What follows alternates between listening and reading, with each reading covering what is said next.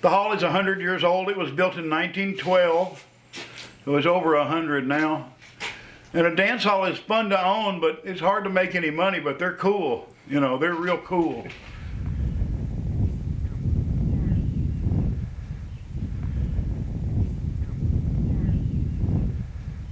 Yeah, I tell you what, it looks like it's about ready to fall down in places. Yeah, well, the door is out. So that's what I was going to call you about. Just can I call you come and okay, it's actually paved. Yeah, they actually paved it. There. Golly. Oh my Yeah. goodness. All these old benches and oh my gosh. Isn't this terrible? It's terrible.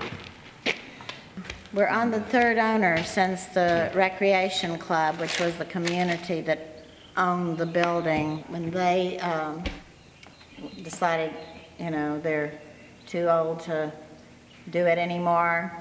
Even when we had a hall meeting with just a few people would show up, you know. Yeah. So finally it just came to the point where, you know, I said, well, you know, something's going to have to be done. We've been working dances all these years and we just couldn't handle it anymore. Nobody seemed interested in it, and first thing you know, they were voting on putting it up for sale. Well, you know, I was one of the people that voted against selling it because I was hoping that we could hang on to it. But, you know, it would have been good if we could have interested maybe the younger people in the area to buy into it, you know. Back in the heyday, what did this hall mean to the Cistern community? Well, it was the happening place. Every event, every wedding, the church had their picnic here, the hall had their picnic here. There were no computers, no TV. This was the entertainment of the week. Everybody went to dances on the weekend, every Saturday night. This was the gathering place for the kids. We will now have our official welcome to the town of Round Top. This celebration is the oldest continuous 4th of July celebration west of the Mississippi River. Can you see by the dawn's early light? We've had a very good year here for the organization. This is one of our major fundraisers to preserve what we do down here, maintain our facilities, grounds, etc. So again, welcome everybody, and happy birthday, America. It's a lot of work to it, and it's all volunteer. They love the hall, they love the history. They want to keep that heritage alive. The last time I was interviewed, they were asking us, what makes this place special to you? You put a lot of effort into this place. I said, well, I met my wife here. Everybody kind of gets it, that this is special. And it's something that, you know, you help preserve and keep going. It's not just something to look at from a distance. This is meant to be used. And I mean, if you're gonna do the two-step, why not glide across these boards? I mean, this is hallowed ground.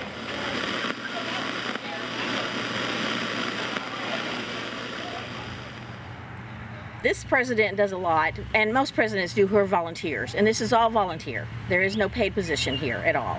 Members do everything around here. We keep it running, you know, like I come over, sweep the floors, and... It's trying to keep everybody together, see what we need to do, what direction we need to go, and so I really try really hard to talk to the people who've been involved with this forever and ever, and get feelings of what this hall is going to mean later on down the road, and try to keep it that way.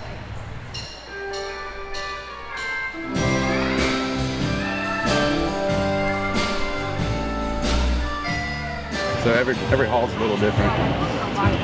Each one's unique in their own way. It's our first time to play it. We've done a couple of these halls, but the more dancers there are, the better we're playing. It was originally set up in the German community that it was a group of men who started this, with Max Kruger building the hall and had the vision to do this. They would pass it down to their son for the next generation to do, and it would just pass down that way. That's how my husband got it, is his grandfather was involved, his dad was involved, and then he became the member. Just about 15 years ago is when women could finally be on the board or work as members. Before, they just did the work. And it was an all-men organization. The old timers would have been PO'd about that. Things get done now, so I'd say it was a good thing. Yeah. Those men who started it are probably rolling over in their grave right now.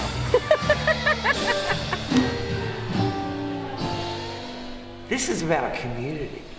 And I think the historic dance halls that exist today and are recognized as historic are first and foremost these community organizers. They're like this glue that keeps the community together. Even when that community is long ago scattered, even when the ethnic group that built it has gone their separate way and been diluted or gone off and to other places, other things. And to me, that's what makes these places really great, because just by definition, looking at it and being in it, you get a sense of community that's around you. Can't do that in a modern building.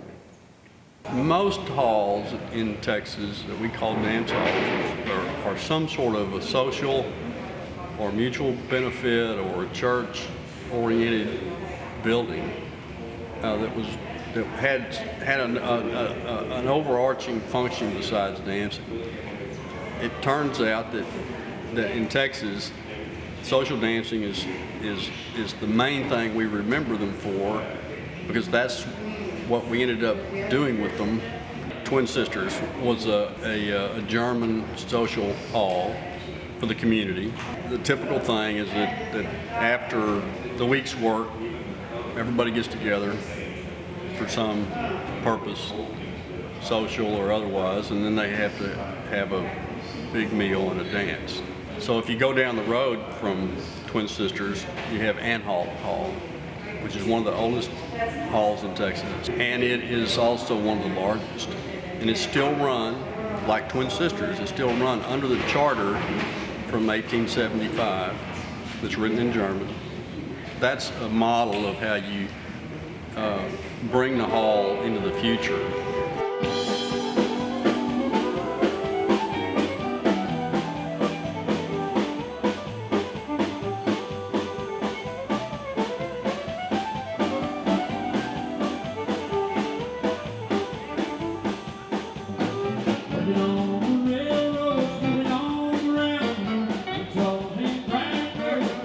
Well, we play here about once a year, and they book us in September every year and a half for the last 4 or 5, and we love coming down here playing at this great old hall. It's a beautiful place, great people, always a good crowd, and a lot of fun to play here.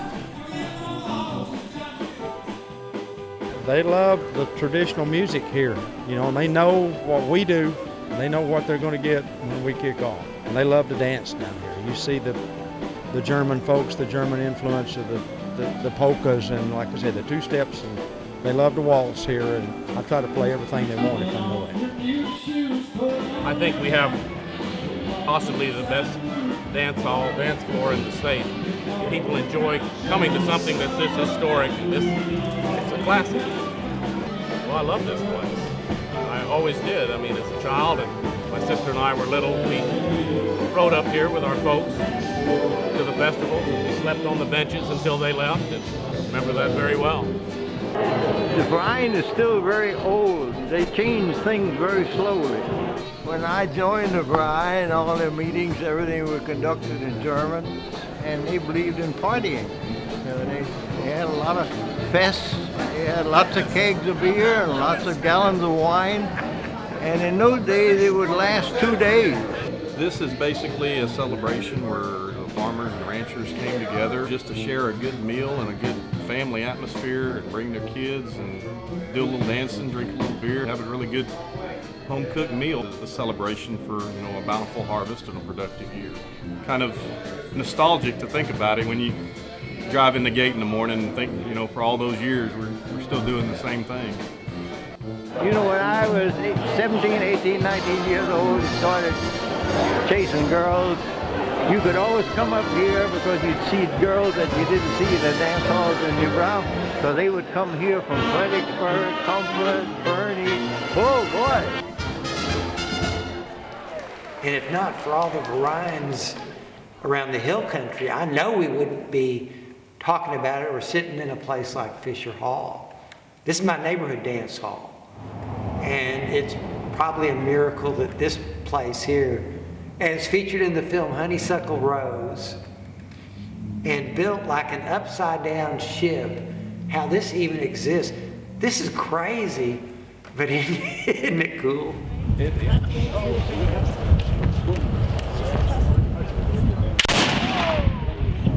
I talked to a couple of people that wanted to know what this structure's meant to the city of Fayetteville since it's been here. They used it for high school graduations. FFA stock shows were held here, dances, senior plays. My mom's senior play was here. She graduated from Goldie Kovar's 90-some years old. She played baseball and softball over here when she went to high school. So this structure here with this land has been part of the community forever. 114 lodges across the state of Texas. They're only in the state of Texas. So people that don't know what the SBJC stands for, it's special people just from Texas. Pretty good. I've been a member of SBJST for about 60 years or more. So what is SBJST? Can you tell what that means in Czech? Slovenska popodna jednoty státy Texas. Supreme. Well, hello there, gal. How are you? So the dominant type of Texas dance hall is what we would just call the barn type. It just has a gable roof, big open space, and usually just has shutters or flaps for windows. In the urban areas in town, you have two-story or masonry buildings, and then something that's unique to Texas is the round hall, the 8-sided or 12-sided halls. It optimizes the cross flow. You open the windows up, it's complete cross flow. Now, construction-wise, when you look up at this roof of one of those, it's a little intimidating if you've ever thought of trying to build one. If you look at it, they're beautiful and complicated how they're built. I think we already mentioned one of my favorites is one of the first halls I ever saw was the Round Top Gun Club. And I was so taken with it, I thought, well, this is amazing.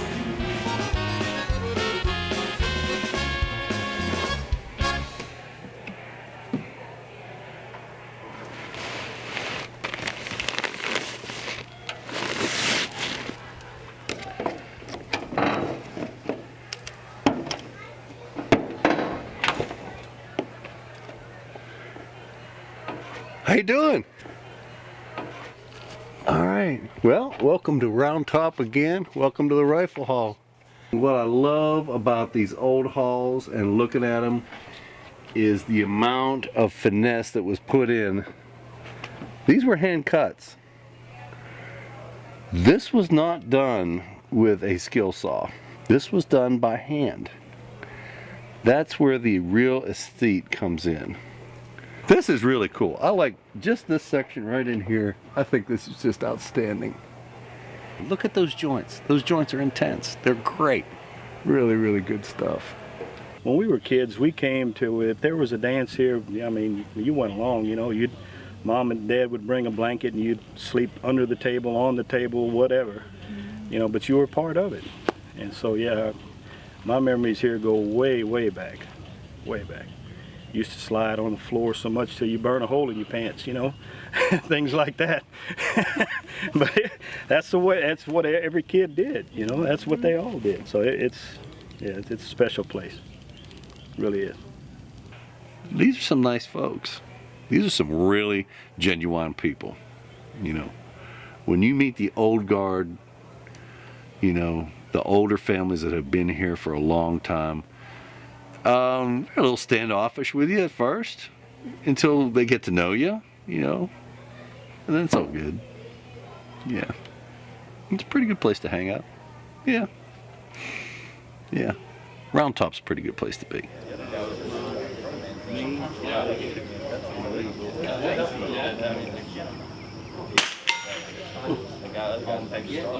The true name of the organization is the Round Top Schützenverein. It actually means shooting club. They do a lot of shooting clubs and Schützenvereins in Germany. And so there was a small group that decided to put together an organization here.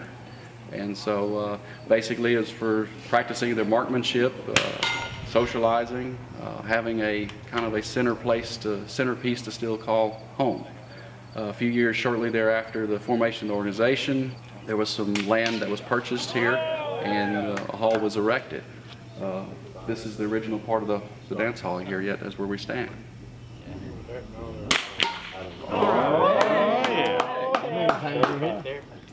Membership is still very strong. We have probably approximately 75 members together in the chapter.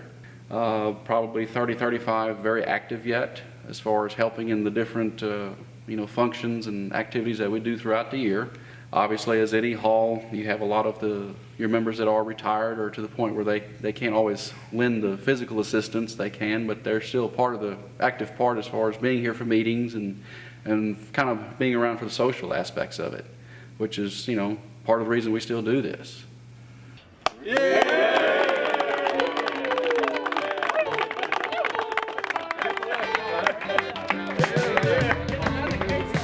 Bottom line is that there's a risk to these halls, and there's hundreds of them. And so it's too big of a problem for a few people to try to address. And I think our hope is that the trend is back toward these smaller communities, back toward the cultures that we came from, and an awareness that these things matter. So now's a chance to save them, because if we lose the buildings, we'll never get them back.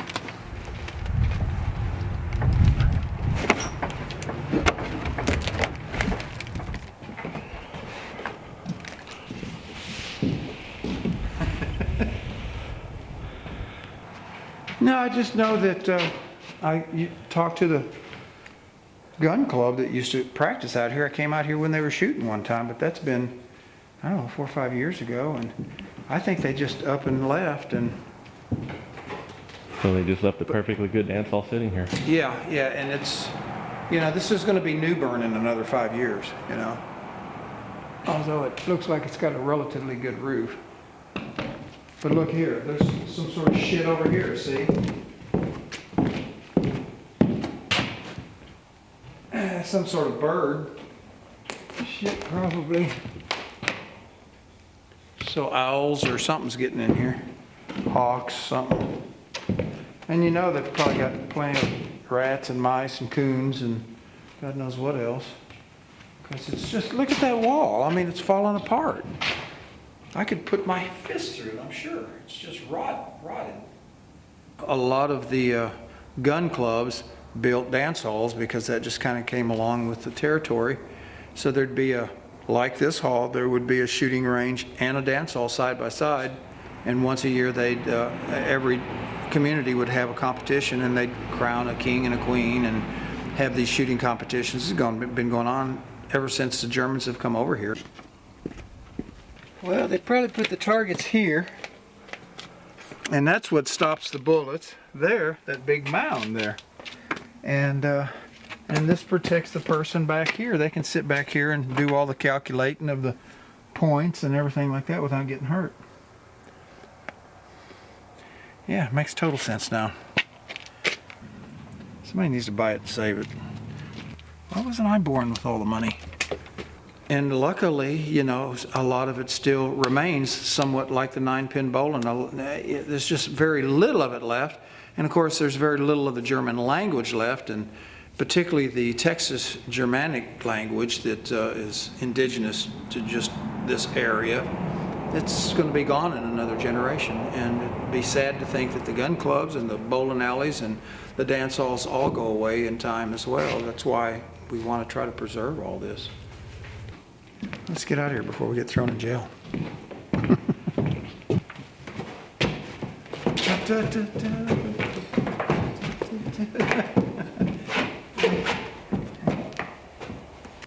That's all, folks.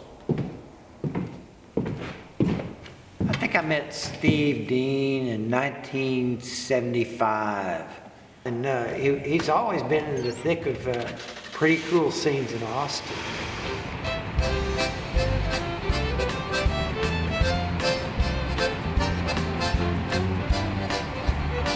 I've come to learn that over time, I mean, he extended that involvement to the entire state and basically staked the claim as he deserves to be the expert on Texas dance halls. I mean, he ran joints. He knows joints. He knows them outside in.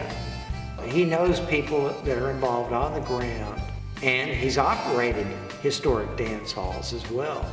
Over at Sangelman and Schrader Hall. That gives credence to whatever he says about dance halls. He's been around them enough and knows the economics of it and basically how hard it is for these places to exist. He's a fanatic. He's completely obsessed. I mean, I have no idea how he got this particular bee in his bonnet, but he did, and that's a good thing. He's fighting real hard for the preservation of these places. He's deeply interested in the history. He wants to know why these things happened and when they were made and why they disappeared. That's of great interest to him. He's also real interested in seeing them survive. And if that means he has to take a gig running one of them for a while, he'll do it. You know, and he'll quit in disgust usually, but who can blame him? In 2007, Steve Dean and I founded a nonprofit, Texas Dance Hall Preservation, Inc., for the purpose of trying to save the halls, because he and I had discovered kind of independently the fact that it's such a part of Texas history, and it's a part of who we are today in Texas. And we found out, as it happens, that there's many of these halls. And so that's when it really hit us that we need to do something, try to do something. And we take donations in any amount. Thank you all for coming.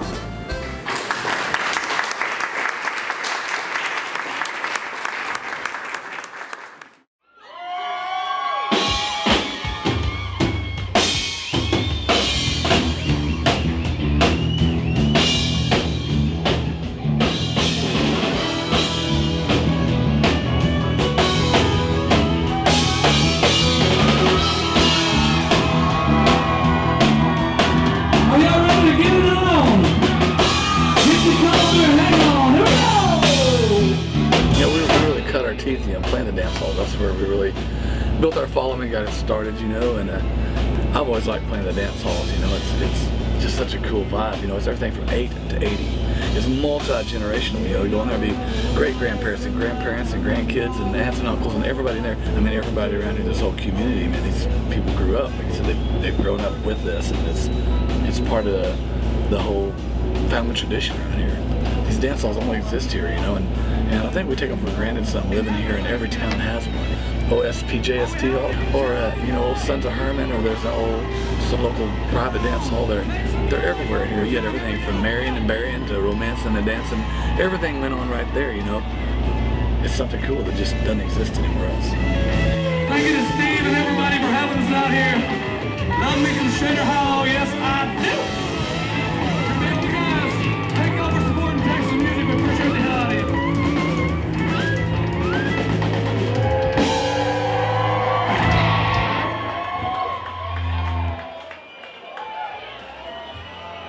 They tell me at one time, you didn't have to know where the dance was, you just needed to know which weekend it was.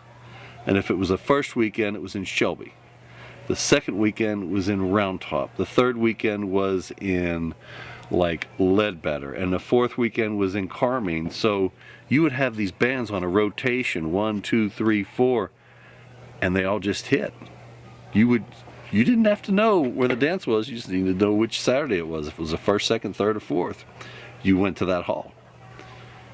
No cell phone, no telephone. You going? See ya. Everybody knows about Green, of course.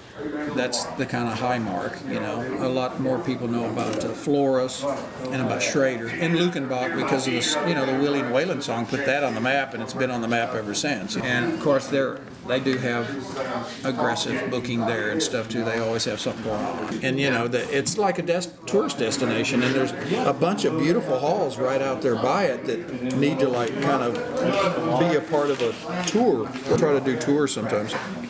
It's something that needs to be a part of the tourism. You know, actually the Texas DOT or some of those other agencies need to jump on board and help promote it, because people would love it. As soon as they go in one, they love it. The same ones always get, it's Lukenbach and Green and Flores. I mean, I even had this lady from the Washington Post, I think, wrote, man. So she had come down and done a tour of dance halls, and it was those 4 dance halls.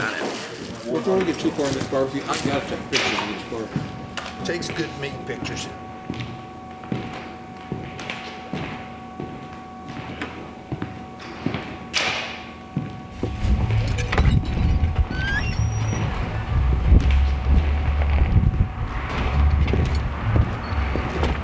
Welcome to the old stomping grounds, Weed Hall. Used to, if you brought a cooler in here, they'd throw you out. How did this hall get that name, Weed Hall?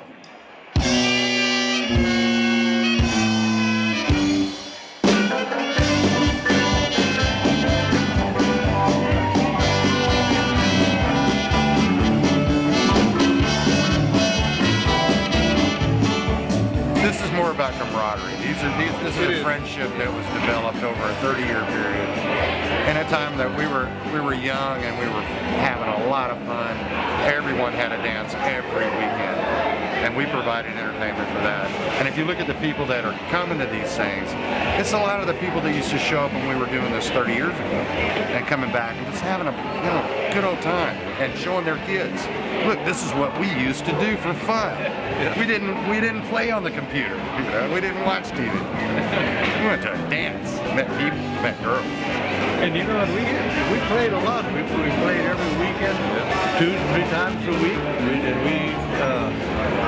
We made good money. It was worth it. It was good. A lot of really good musicians came out of this, doing this South Texas or South Central Texas dance circuit, and went on to play with big bands. Went on to be, big names. My father played this hall before World War II. If you look back, it's not just this hall. There's halls in all these little, dives. Places aren't even towns anymore, but there's still a dance hall there, and they're pushing 100 years old. It's a blast from the past. Yeah, we're gonna have some fun. It's gonna be like jumping in that time machine, that DeLorean. We're setting this puppy for 1982. If you don't have fun, it's your own fault. Thanks for coming out tonight and helping keep this hall open. It's a great place. It needs to be around for another 100 years. Thank you, everybody.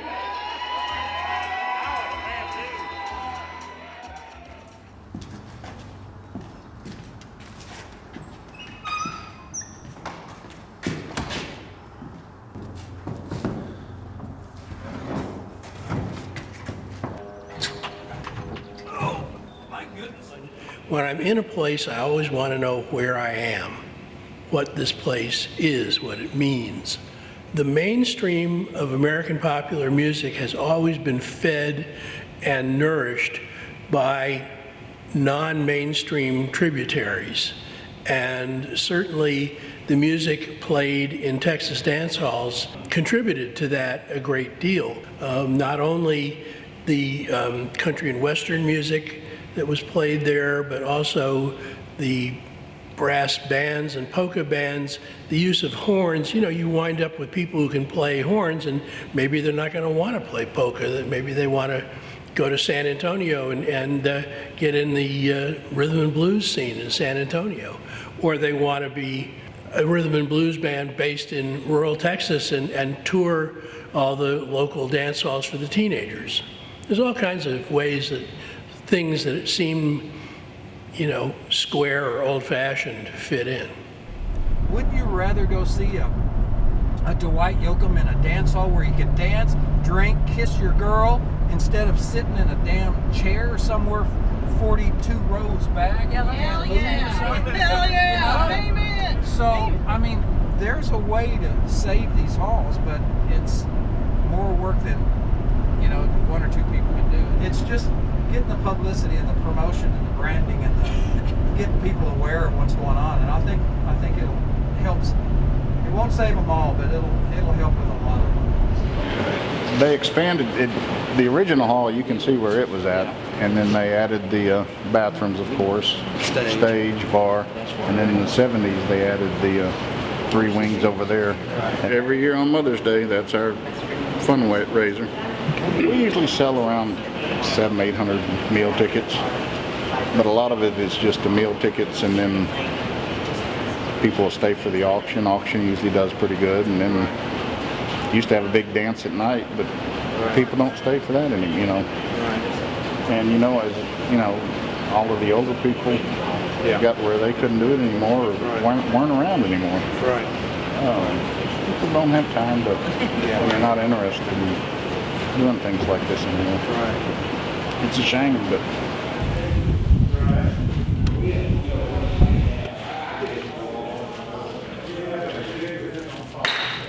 I thought y'all might be in that house over there. served about 1,200 employees. Where was the, do you know where the old hall was? The one previous to this, was it on the same property? It wasn't, was it? Not right here, about less than a quarter of a mile up the road. Right, and that's where the bowling alley and everything was too? Yeah. When's the barbecue thing? June, Father's Day. Father's Day. Always Father's Day. Okay. Father's Day barbecue's been going on since the early 1900s. And we got the best barbecue. Ask anybody. Don't we, George? You got a sample?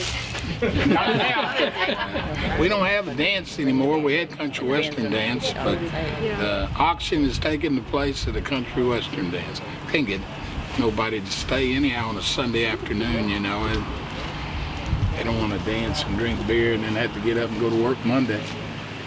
Like I was telling them, I told them, I said, it takes people to keep these places going. If nobody shows up, well, they're going to be history one of these days. But we help, these halls are starting to help each other out a little bit too. You know, we help Cat Spring, they help us. Peters really needs help. And yeah, that's what it takes to keep it going.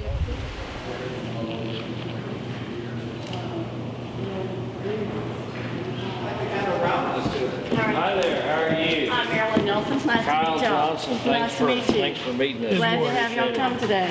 Wow. Look at that, huh? How are you? Do you do dances? We don't. We do more rentals, more weddings and things now. A lot of people tend to come out of Houston. You know, they see it online or what, they see the structure and it's just word of mouth, you know. And so more of it is more rentals than anything now, which, you know, do have dances and stuff with that, but not so much like it used to be when I was young, you know. We came with our parents and slept on the bench, on the table, and under the bench. Right. And in the kitchen. Yeah. June Fest. It's used to, for 157 years, it was on the first Sunday in June. And last year was the first year that we did it on the first Saturday in June. So that's kind of our big event of the year. And we'd love to have anybody come, of course. The more the merrier, right?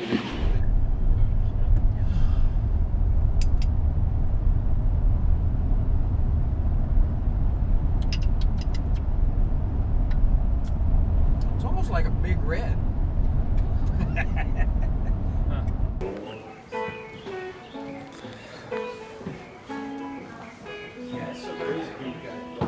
Hi, my name is Stephen Dean, and thank y'all for having me out here. This is a special occasion. I have been to literally about 1,500 dance halls in the state of Texas.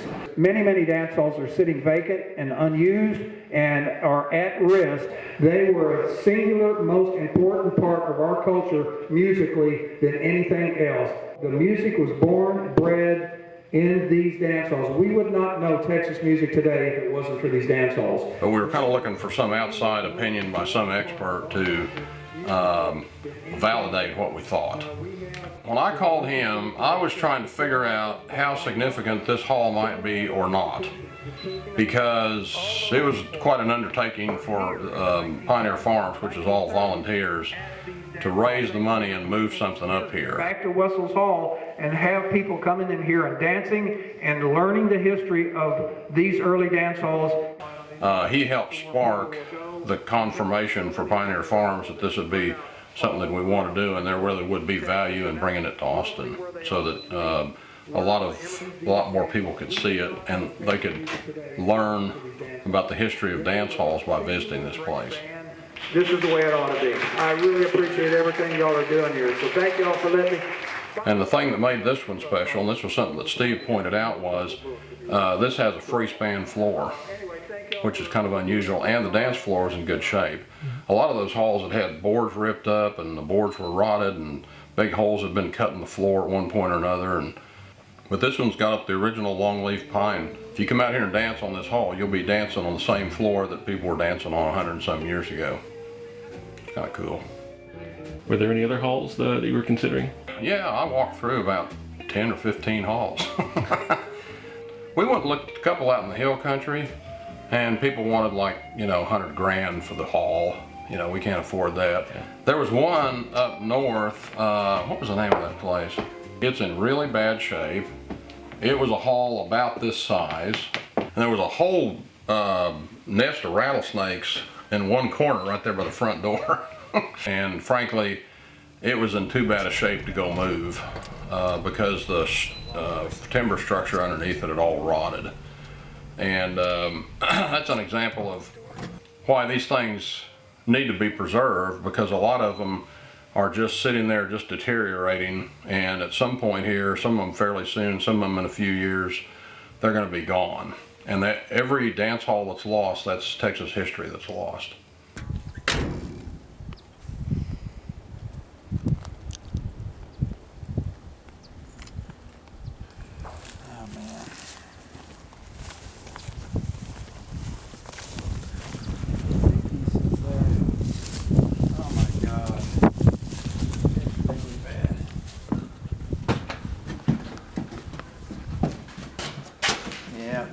See, the roof's all caved in here, so the floor is rotting out there.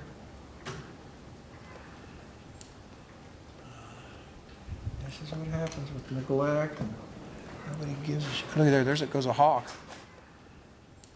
Oh. It's an owl. Yeah.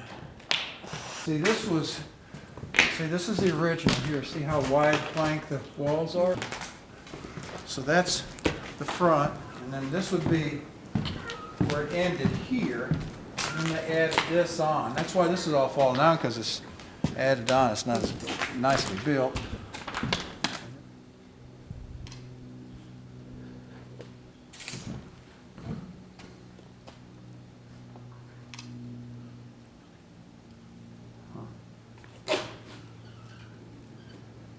Yeah. But as long as I found it 20 years ago. It's been empty, so they probably haven't had anything in here since the 70s or something. You can see they've upgraded things, you know, like that electric box over there. That's relatively new. Some of this stuff, like these boxes on top, they're probably 80s or something. The problem is, this is what happens when people just don't give a shit. It just goes to hell, and as soon as it gets water inside, then the whole thing starts rotting, and then the doors, kids break in and people break in, and they start doing things, taking stuff off, and the cows and the animals and elements and everything gets in, and at that point it starts deteriorating 2, 3, 4 times as fast. But it's just been sitting much too long. Somebody should have fixed it up 20, 30 years ago and saved it. It could be a blessing to the community. They could have weddings here and quinceaneras and dances and all sorts of community affairs, but because where do they go? They have to probably go all the way to Taylor or something to do something like that, and they pay 10 times as much, and this is their own community, but they've forgotten their history. They've moved off. It's nobody that was here. None of the families are around anymore, and if they are, they're old and they don't care about it anymore. And so that's what happens. You just get a 100-year-old structure of where people met their wives and raised their families, and kids dancing and grandpas, 3 generations in the same room dancing and enjoying themselves. It's forgotten history. It's like it didn't exist.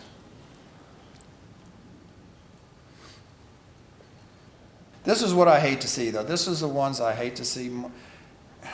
I mean, there's fires. I hate to see that, too. That's really heartbreaking. But this is just like a community just gave up and moved off. Just, I can't believe people don't care about their history and their grandmas and grandpas want to know about where they came from, what they did, all that. They just don't care. Everything's a mall now. Everything's a strip center, and everything is cookie cutter. Everything is starting to look alike. You can't tell if it's Texas or Minnesota or South Carolina or Seattle. It's like everything's becoming the same now. And this is the history of Texas right here. This is where the music began. So this is why we have Texas music, is these halls supported it, nurtured it, and it's a beautiful hall. It's too bad it's gone. Well, let's go see one that's living. God, that's sad.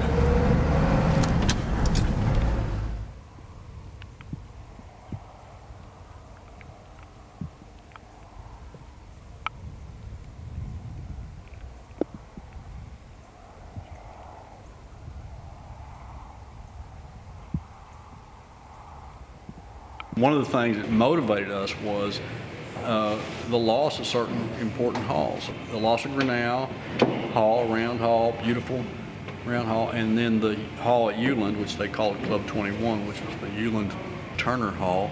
Those were both lost to fire. And fire is really the greatest risk. The one I really do miss is Club 21. Club 21 was like our home gig for a long time. And that thing burned down, man. It was like a dagger through the heart.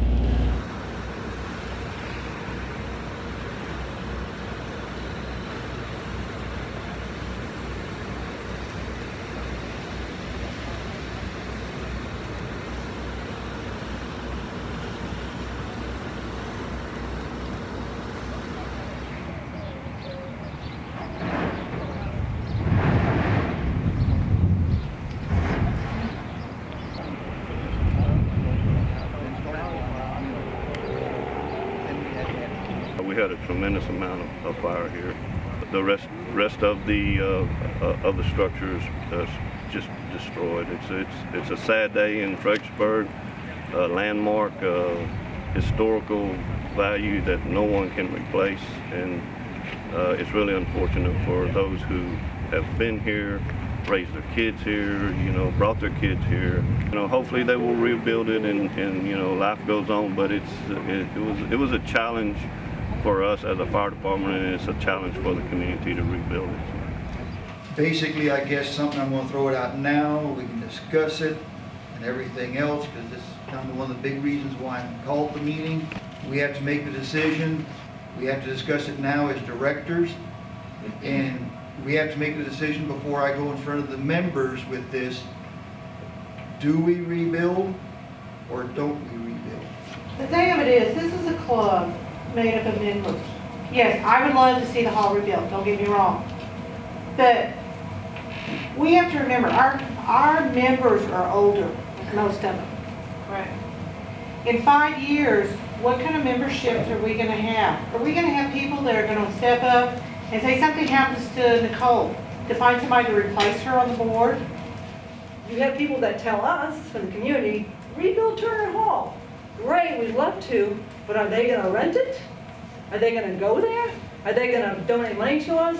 It's all this idea of having it, but who's supporting it?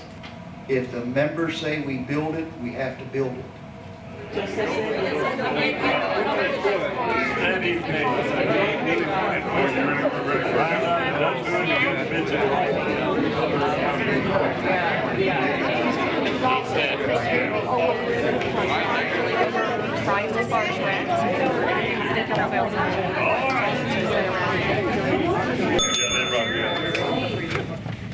As each one of y'all do understand, last week Sunday evening, approximately at 10:38, 10:40, The fire department got toned out to the Turner Hall. It was fully involved. For those of us that really have it in memories there, this was just almost worse than losing a loved one. Because I did lose a loved one. And every one of y'all probably have. It hurts that bad. I guess I've had a dozen or more people that are not members of the Turner Hall replied and said that I surely hope that you all plan on rebuilding.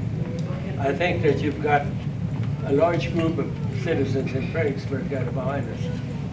Just to let everybody know, is it going to be the original Turner Hall? No, we'll never get that building back. The history is gone. But when we rebuild, if we rebuild, it will still be called the Social Turn Brine Club, Turner Hall. What we actually want to find out and know is from you all as our members, because y'all are in this as well as I am, what your all's feelings are about the Turner Hall. Do we rebuild, or do we just go ahead and go the other route and see what happens? Rebuild. I make a motion that we give the board the authority to gather information regarding the cost of rebuilding and bringing it to the membership at a later date for us to make an informed decision then. Okay, we have a motion and a second. All in favor say aye. Aye. All opposed, same sign. Okay. The Turner Hall belongs to we as directors and you all as our members. That's the Turner Hall. It's not us. What do you think it'd cost to build a wood dance like this these days? These days? Yeah. Huh? Seriously? Yeah.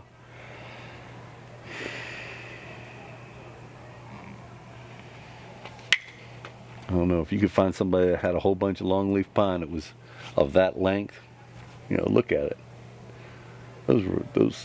Those kickers go on forever. That's a long way. That's a tall tree. Exactly. You're looking at $500,000. Quite easily. Quite easily, $500,000. Because you would have to get a timber framing company to come in. And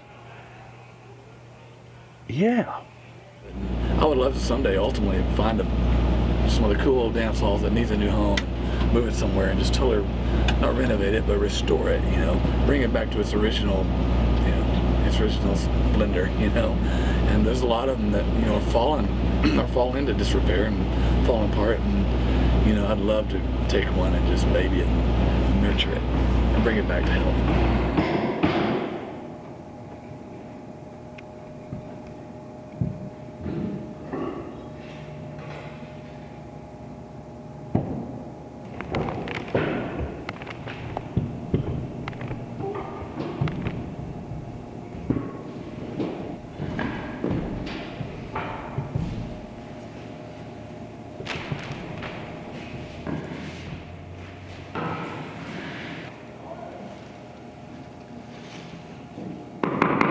Yes, sir, right there. If you can come up.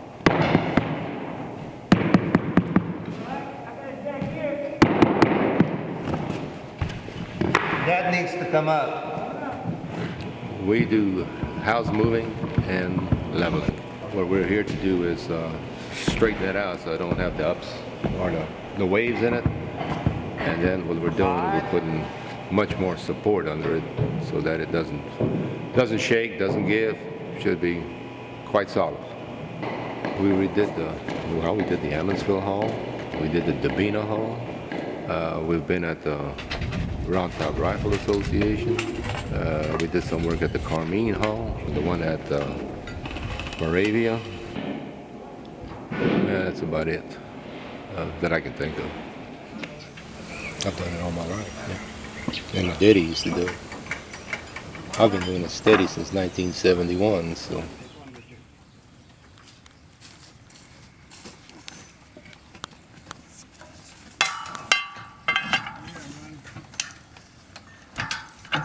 You know, it's interesting, nobody is really quite certain of the date of construction. There's some vague references that we run across from time to time. We do have documentation that dates back to 1901, a receipt for a malt liquor license. So it's been in the family for 50, 60 years apparently, somewhere in there. We're excited. Well, I think now the possibilities are endless, and anything else that we do will be progress. It's been a long time coming. Everybody's had their own ideas about what should happen here, when it should happen, how it should happen. I think my father and my grandpa are saying thank you, thank you. I hope so.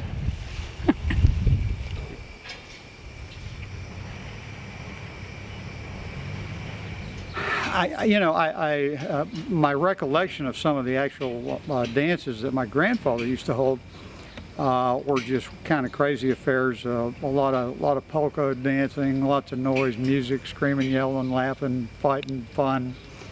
All very good-natured, very neat place where you could bring your kids. And my understanding is a bunch of folks were conceived back here behind some of these oak trees.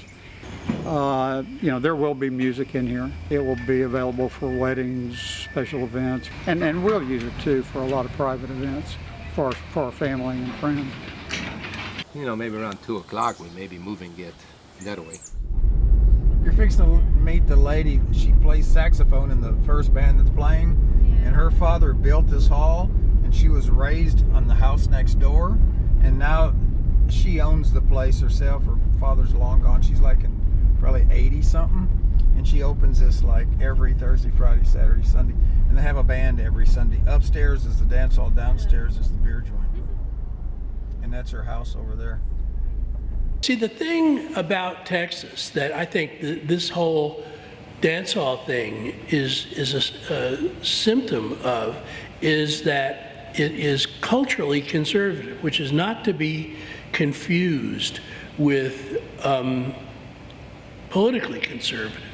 It means that trends don't tend to happen here because when a culture is confronted with the possibility of change, it resists and evaluates. It says, do we really need to do this? Or is there a gentler way to do it? And this means that when something is established, like the music, the polka in the German part of Texas, that they last a lot longer than they would if they sprung up in New York. Here, the people who settled the place are still perpetuating these old cultural mores and cultural artifacts. Everybody says there's just not no place like this nowheres around. And I guess a lot of people see it on the internet. And I think that's how they find the place. And then at the dances, every Sunday we have new people coming up there. Because they do these two ladies, they do the tickets. If one came, the other one will. And they know when it's a lot of, new people coming in. And then both of you said you've known Alice for how long now? Long, since I don't think I was even in school yet. I went to school with her. And my mom and dad used to work over here, her mom and dad. It's a little community in itself. These folks have known each other just about all their lives. A lot of these women that are here without, their husbands have gone a long time ago. And they still come here, and if you don't come here, they ask why, when you're back. They miss you when you're gone. Most of the folks know each other here, and that's what it's all about. And I grew up coming to this dance hall, so it's just a family tradition.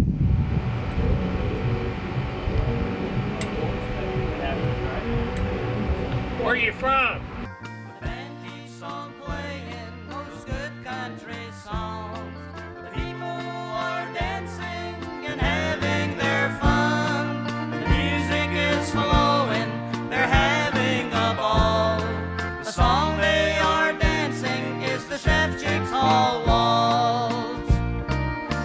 in a band for 45 years. Played the tenor saxophone.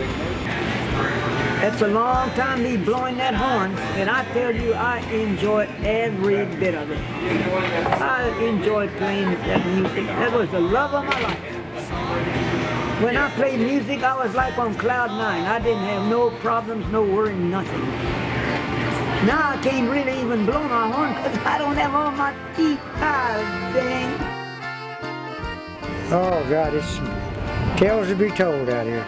And Alice used to have, she'd have trouble up here fights or anything. She had a broom. They knew better the story and say she'd beat the living heck out of them with that broom, man. She used to tickle the heck out of me. I had that bat in my hand and I was gonna hit that guy, but then I thought, you better not, you could kill him. And so I didn't. They're not gonna run over me, no way. I just make it my business to go and dance with a lot of the ladies that aren't getting asked to dance all that much. There's other fellas that are here doing the same thing, you know, it's just try to look around and see who's not getting, you know, asked to get out on the dance floor and take them for a spin. There's a lot of people in their 80s go up there and they dance every week. One guy is 97 years old and he comes every week and he dances with all the ladies and they love it. And it's so funny, after the dance is over, then he'll brag how many women he danced with. All these gals feel sorry for me, but I feel sorry for them. They have to dance with me. He's a good, smooth, old-timey dancer, the kind that you don't find very often. I can dance with 30 women and I'm no more tired the last one as the first one. I like to dance.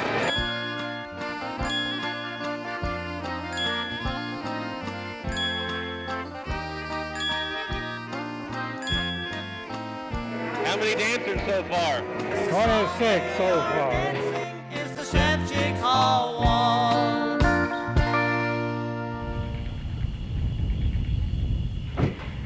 Bye.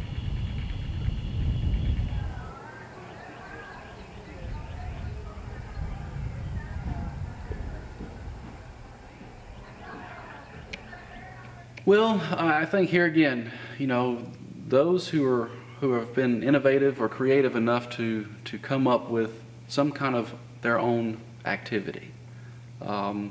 Whether for us it's Schützenfest or 4th of July, two things we're very passionate about, or it's partnering with some other organizations to make an event. Roundtop Antiques Fair, going on its 50th year of the original Antiques Fair, was started right here in this hall. You go where the money is. You go where the market is. I mean, Zapp Hall, look, classic example. That's all it's doing right now. We may do a gig down there, you know, for Christmas or New Year's, but other than that, Zapp Hall is just closed. It's an antique venue. It's the new moneymaker. The Antique Weekend, yeah. Well, this dance hall was the old poker hall in Fayetteville. They had a lot of fun dances in here too before we moved the hall. So we moved it in the third week of June of '92. The day they moved this in, nobody knew we were buying this. And I didn't see the dance hall until they came around the corner. And I was absolutely a nervous wreck. I'm gonna tell you, I was about fit to be tied. And I was so happy when this got in here, you know. We love it, we enjoy it. We do the antique show twice a year in April and October. I only want high-end furniture. No reproductions, absolutely no reproductions. But I want the best possible antiques and collectibles. I want to keep it really nice. And I have a really good bunch of dealers. And then Zapp Hall was owned by my husband's aunt, Mrs. Lenore Zapp. And that's how we bought this property, was from her. The best part you can say about that is that it does keep it alive, it does keep it well maintained, but it does lose the character of the original purpose. The music, the memories, the families, all of that needs to be remembered and celebrated, you know. And that's the reason I think a lot of them have transitioned to the wedding venues and stuff too, because there is money in the wedding venues. And I think that might be able to save a lot of the halls, but I do believe that there should be a good balance, and it should be a community hall with dances and benefits and weddings. Some of them get married there in a church, and then they come and have the dance here, and if they die, well, there's a cemetery. Ain't that something? This is a good example of a place that sat empty forever, and all of a sudden the younger generation decided she wanted to reopen it. Her mother and father lived on the land. She grew up here, and it turned into a hay barn, and she was the one that wanted to have a party in there for her wedding. They did. It was real successful. Now they rent it out for a lot of functions and actually have some music concerts on occasion out here as well. So y'all come on in. My name is Amber. My dad actually officially owns the hall, but I run it. So, and it has been in our family since we owned the property in 1925. So in 2010, we actually renovated it. We kept everything absolutely original to the place, which is why it still doesn't have air conditioner or heat. And so I quit my job, moved back, and now I run a dance hall and make no money. Weddings and parties, a lot of weddings. A lot of weddings. It is the bottom line when it comes to, because you don't make much at the doors. You really don't. Time you pay the band, and we pay our fees that we have to pay, our music fees through the year, and just our overhead expense. We don't make much. I mean, we just don't make that much money. Our liability insurances and everything else, it's a big cost. So the weddings help save us. I'd like to see the dance halls get saved. It's pretty important. A lot of important stuff happens here. It's where a lot of good memories are made. You gotta stick around. Lots of good memories. People have been dancing on that dance floor for like 100 years. My mom used to come dancing here on the 4th of July before she met my dad. And a new house never feels quite as nice as an older house that's been lived in for a while. It doesn't feel like a home. Same with the dance hall. This is where my graduation party was. This is where my little brother's graduation party was. This is where my little sister's graduation party will be. It kind of holds a lot of memories for the whole clan. Yeah. So it was only fitting that we got married here.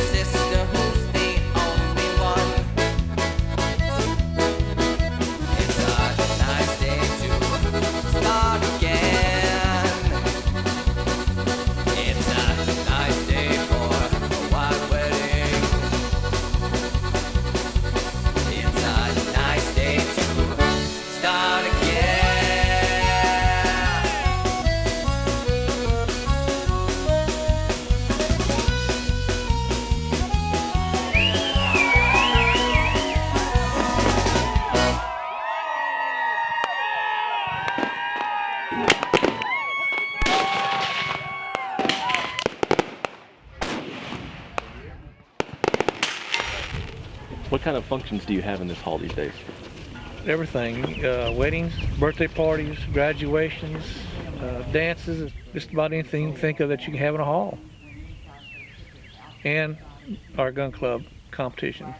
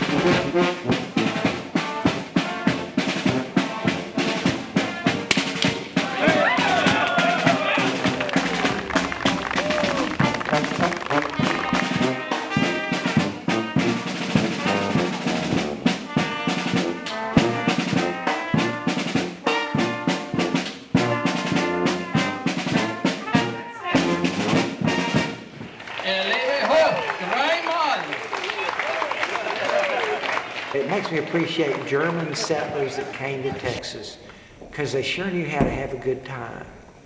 They knew what recreation was and a little bit of competition, whether it was the shooting clubs or the bowling clubs. And that's how the German clubs have kept the dance hall tradition alive in many cases, and it's been through their bowling clubs. So there's a real symbiotic relationship. If you see a 9-pin bowling club, you're sure as heck going to see a dance hall next door to it. I think about places like the Cabaret, where Larry Nolan and the Bandits held forth in the 50s for so many years. Adolf Hoffner, who did the Tex-Check thing, along with Joe Patek. I mean, there was a whole scene of all these Tex-Check bands.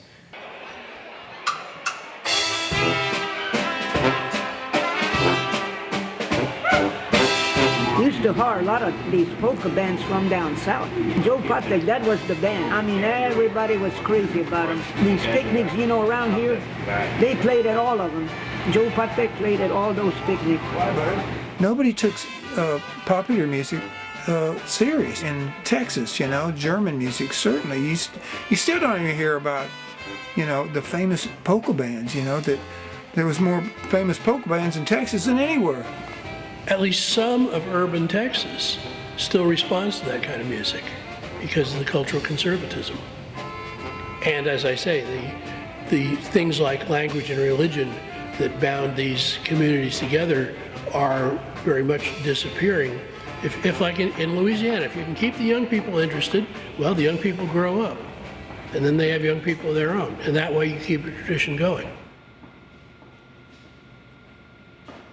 So Joe Sr. was my great-grandpa, you know, lead singer of the band, obviously, Joe Patek. And when his sons grew up, one of them happened to, you know, follow his ways, and he joined the band with him, which was my grandpa. And they both played saxophone, and they both were singers. And so I just grew up with that my whole life, listening to their music. And I've been singing since I could talk. Every time I'm out there, every time I'm thinking about music, I'm always thinking about, you know, I have so much to live up to, and the fact that, like, I have an opportunity to pay tribute to them. They played on KCTI Gonzales. They had a Sunday program. I believe it was a half-hour program that the Pateks had every Sunday, and finally was an hour, called the Patek Hour. The very first time I can remember seeing his band, in 1949, we went to the Praha picnic, and they had 2 bands in the hall at night. Joe Patek and Rudy Kurtz had a battle dance. I was 4 years old, but I remember that, though. You know, I have pretty good memory. And that hall was packed. It was totally loaded. I mean, you couldn't even squirm through that. That's when the polka bands were polka bands going without variety music, you know, at that time. The most famous one is the Shiner song. He didn't write it. He changed the words. It was originally called Praha Polka, recorded by northern bands. Když jsme odpustili Prahu. Patek changed the words to Shiner, and it became real popular. It became what we call his signature song. They developed their own style and didn't copy anyone, for one thing. Their style was the first of its kind. Joe modernized the polka band with more of a jazz style. He changed the way that you feel the music, that you play it, and added a guitar. He was one of the first polka bands that had a guitar player. Yeah, this one, let's go listen to it. You're gonna hear this one almost like you would at a dance hall. It's that good a quality. Okay. You will hear this, I'll guarantee you. You had to play that Shiner song.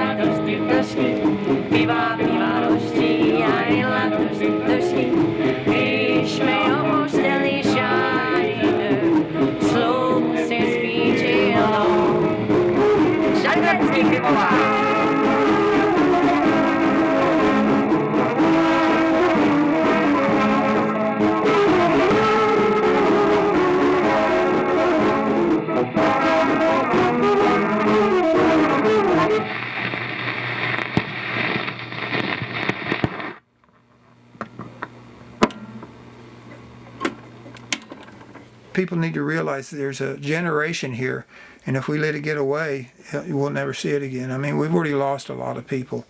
I mean, there's so many of them just sitting out there, you know, waiting for someone else younger than me to go out there and get those stories and get them out there and, you know, tell the story of each one of these little towns before they're all gone. I mean, that's the whole reason we got into what we did, is we're trying to save these places, you know, but that's where they are. Steve is a man who never refused a challenge. And I think that what the dance hall thing brought to him was something brand new. He didn't know where, you know, Schulenburg was and what, you know, the local club meant to them, as in dance hall. He didn't know a lot of these places, so he was discovering, it was all new to him. It was the adventure, and I really think that unlike these other endeavors that he engaged in, this was one where he got a response. And that's always been kind of his motivation. He wants people to appreciate and to see some of the things that he's gotten to witness. But when it came to dance halls, he found an audience. See how nice they did this? We wouldn't be where we are today with the halls that have been saved and the public awareness and just our knowledge of the halls, how many there are, all the stories connected with them. If it wasn't for Steve, you know, he's forgotten more than I'll never know about the hall. He sees it the way I see it, and I think the way people here see it. It's a lens through which we look at our own culture, our own background, and the things that we value about it, which is family, and of course the music and the food, but the dancing and the dance hall, and the music that comes out of those halls means something to us, and it means something to all of these people, and I think that's what Steve latched onto, and he sees that. I didn't want a job to where I had to like get off at Friday and then rush out to go do something, you know. I probably had more fun going out on Tuesday and Wednesday and finding out things, going to undiscovered dance halls and undiscovered beer joints and food places and stuff that are long gone in Texas. That was what excited me, you know. We've saved the courthouses. We've saved the lighthouses. It's time to save the dance halls, I think. I've just been happy that I've been able to share it with people and they dug it, and you know, I wish I could do more. I wish I had done more, but here it is. So I'm willing to do it as long as I can, and then we'll pass it on to the next generation, you know. In the meantime, I had a good time. Real good time. I ain't never had nothing to prove.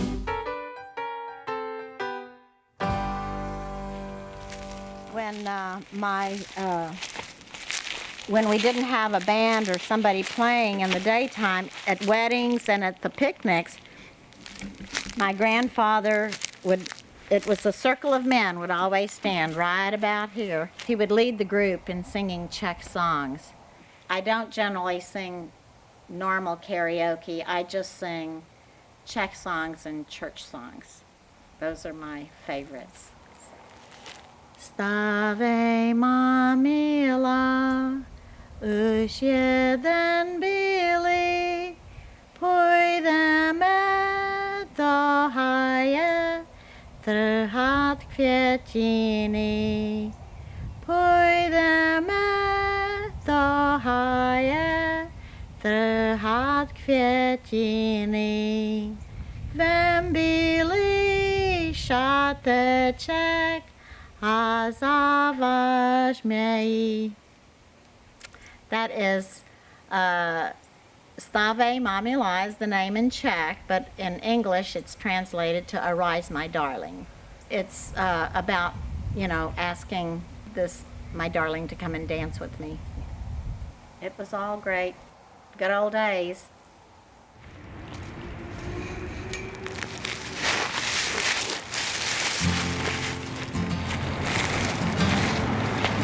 So basically here we've been going in the front door. Our bar would have been right about in this area right here would have been the bar. At this point here is where we would have entered our bowling alley, a 4-lane bowling alley. Here now is where our stage was, where the bands and everybody played and everything. Then our dance floor was straight out towards the bar. The cause of the fire was arson. We had a gentleman that came in and broke in the front door and stole a few items and decided he needed to get rid of the evidence, and he went ahead and lit the building on fire. Our organization has the utmost plans to rebuild bigger, better. As soon as we get the blueprints drawn and get our final okay by the city of Fredericksburg, then we're going to go ahead and put it out for bids, and we're going to start building. We want to do groundbreaking as soon as possible. Well, hopefully the hall continues to do what it does today, be an active part of our community. It is kind of the nuts and bolts of our German heritage yet here in the Round Top area. There are a lot of challenges ahead, financial being always the main one. How do you keep your doors open? Also, how do you keep something that's been going so long to keep it going? Hopefully that, as long as I'm around, the hall is still here and thriving and able to do what it does today. The future of Twin Sisters is unknown, but we want everybody to come forward and be a part of it and help guide us through that, because it's a big job. I mean, it's a big job to keep this thing going, and we want to keep it going for generations. That's the whole goal. Just keep this thing up and running for future generations to enjoy, to have their family reunions, to come back and celebrate life or whatever it may be. And we want this hall to be there for those generations to come back to and find their roots and find their heritage. How'd y'all do today? We did good. 1,420 tickets. That's a record. The people that are running these things are saints. They're out there doing this, and a lot of them, there's not a big value on them, but the value is in the historic value, preserving that for future generations. The good old ones that lasted get to stay. They're not going to go away. They've lasted long enough now where there's enough people that won't let it get knocked down. This is hallowed ground. It really is sacred to me, but I think no matter how much things change now, these are too historic. They're like churches, and you don't go knock down churches unless the church lets you.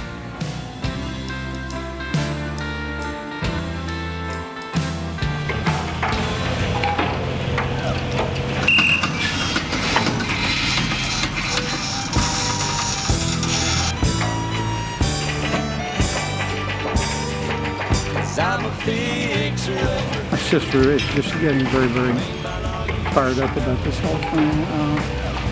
She's kind of seeing the magic all of a sudden. Overwhelming. Completely overwhelming. Looks like a different dance hall. It's getting some love.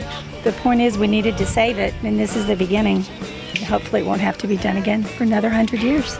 Fix her up, you can fix me up anytime. Fix her up, or you can fix me up anytime. Fix her up, or you can fix me up anytime.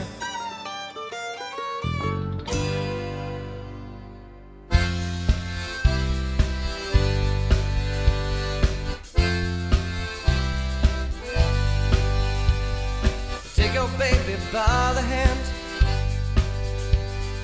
make her do a high handstand. Take your baby by the heel, do the next thing that you feel. We were so in phase in our dance all days. We were cool all great.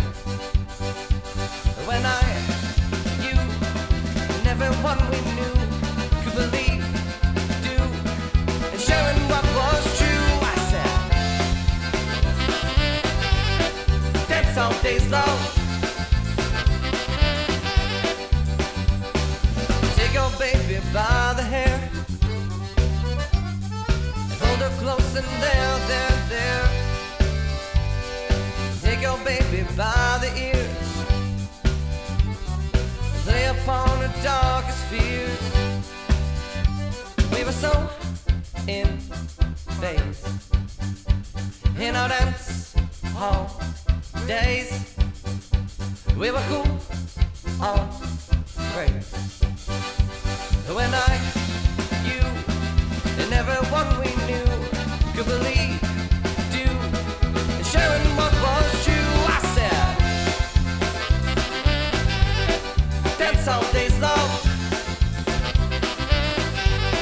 Dance all days. Dance all days long. Take your baby by the wrist, and in her mouth an amethyst, and in her eyes two sapphires blue. You need her and she needs you. You need her and she needs you. You need her and she needs you. You need her and she needs you. You need her and she needs you. We were so in phase in our dance all days. We were cool all great. When you, and everyone we knew could believe, do, and sharing what was true. I said, dance all days long. Dance all days. Dance all days long.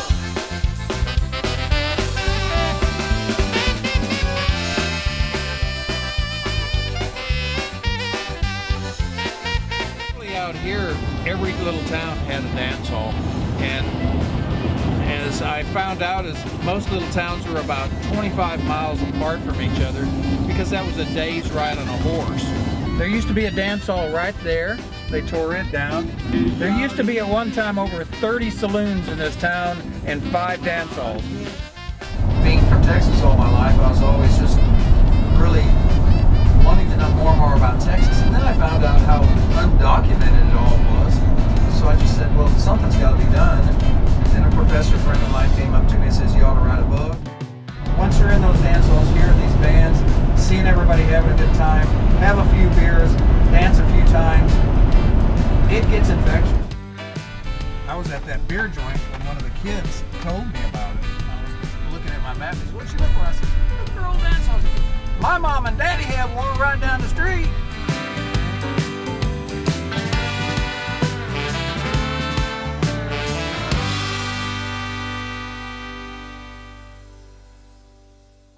It's not enough time.